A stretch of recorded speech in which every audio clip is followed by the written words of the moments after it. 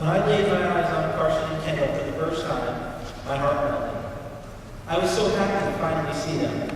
They were about the size of a 12-inch ruler from head to toe, and their heads were the size of an orange. Their wrists were so small that my wedding band could easily slide over their hands and up their arms. Their feet were the size of a woman's thumb, and their diapers were slightly bigger than a deck of cards. Their skin was very red and thin. It was so fragile they had to place tape on their knees to prevent their skin from ripping. Although they were covered in wires, hooked up to a multitude of machines, and were so tiny, I thought they were beautiful. Giovanni took them to the delivery room, from the delivery room to neonatal intensive care unit. Unbeknownst to us, he had already recruited some staff to serve as primary care providers before they were born. This meant they would have the same providers around the clock. We felt so blessed when we heard this. 48 hours after Carson was born, the doctor sat us down and told us he had some medical issues that could be catastrophic. We were devastated. We felt like our only hope was God. We continued to pray and pray. We found this out the day Heather was discharged from the hospital. Having Heather go home after being there for 7 weeks was a huge relief, but our hearts felt like they were breaking. Fear seemed to dominate our lives. Seeing Kendall and Carson on the ventilators, struggling to survive, was so hard. They were too small to regulate their own body temperatures, so the incubators did this for them. Their brains were not developed enough, so they didn't always remember to breathe. Hearing the alarm sound, watching the staff rush around, knowing your baby is not breathing is a terrifying feeling. Witnessing these episodes was so hard. We knew in order for Carson and Kendall to survive, they would have to be on the ventilators for weeks, if not months. For the first couple of weeks, we were allowed to squeeze our hands through the openings on the side of the incubators and touch them, on the top of their heads or bottoms of their feet, but that was it. They just couldn't handle any stimulation. It was more than their brains could tolerate. When they were about 2 weeks old, we got to hold them for the first time.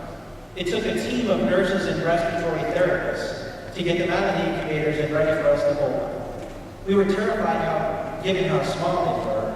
They let them rest their bodies on our chests, and we buttoned up our shirts around them to keep them warm.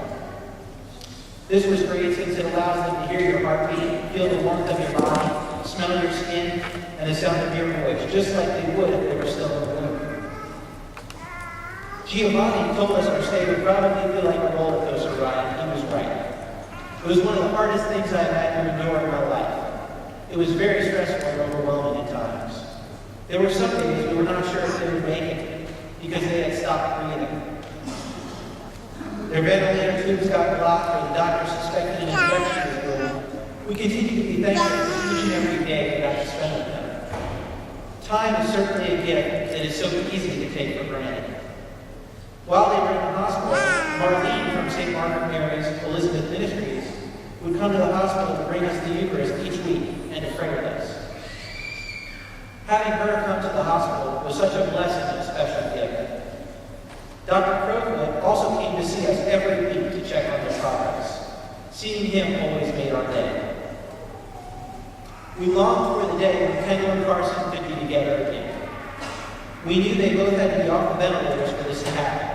Finally, after 7 long weeks, they were reunited for the first time. It was certainly a special moment. It was amazing to see how they responded to each other. Carson was so excited, but Kendall, on the other hand, just wanted to sleep, even though he kept sneezing in her face. Unfortunately, they didn't get to stay in the same bed very long, because Carson aspirated fluid into his lungs and had to go back on the ventilator. This meant they had to be separated. He finally worked off his way off the ventilator, and they were reunited again for the second time around Easter of last year. We thought we were out of the woods, but Carson started having problems breathing again. We learned he was diagnosed with an infection that is oftentimes fatal for children their size. Fear once again began to consume our lives. Because of the infection, Carson had to stay in the hospital, even though Kendall had been cleared to go home after being there for 3 months. We continued to turn Carson's medical situation over to God because he had not let us down so far. The initial life-threatening condition he had been diagnosed with 48 hours after he was born had completely resolved itself. And we were hoping and praying that God would spare his life once again. Carson spent the last month of his stay battling the infection before he was finally released to come home in late May 2009 after spending 4 months there. Carson and Kendall are now almost 10 months old and are doing great. Although they are still tiny for their age, there is no doubt they are miracles. They have survived things many children don't. In today's gospel, only one of the lepers came back to thank God for healing him. Today, on behalf of my family and I, we are here to say, thank you, God, for all of your wonderful deeds and miracles that you have blessed our family with. Thank you for sparing our children and for giving them life. You were there for us when we were terrified, alone, and frightened. You were there to give us hope and comfort when we didn't think we would survive. We know with God all things are possible, even when things seem impossible. We would like to extend a big thank you to our friends and family for giving us the strength, hope, and love to make it through our darkest days.